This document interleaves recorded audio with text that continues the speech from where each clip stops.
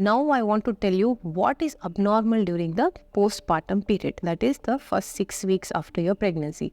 Having excessive vaginal bleeding, that is usually the normal bleeding after delivery, subsides by 1 or 2 weeks and then you have vaginal discharge.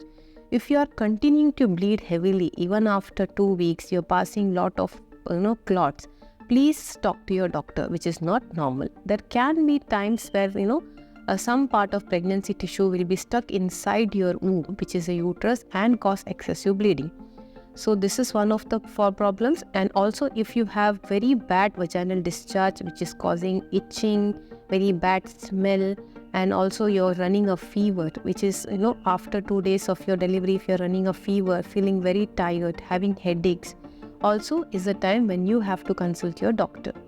And also there is something called postpartum depression, which is very, very common nowadays, and women are not getting adequate help.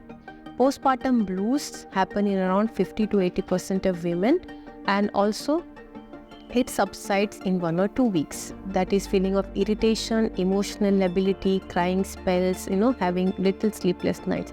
But this subsides within 2 weeks.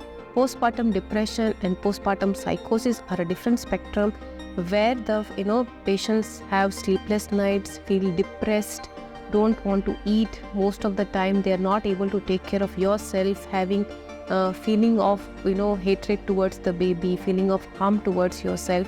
It's not normal, and please, it is very common, and please try to take help from your family members and try to consult a healthcare provider. So these are the important things which you have to remember during your postpartum period.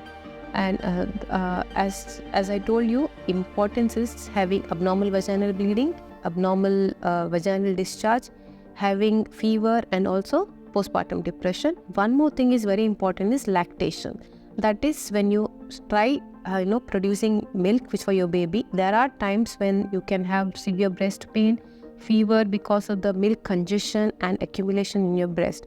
So if you're running a fever, you're having pain while feeding, that is also the time when you have to talk to your healthcare provider.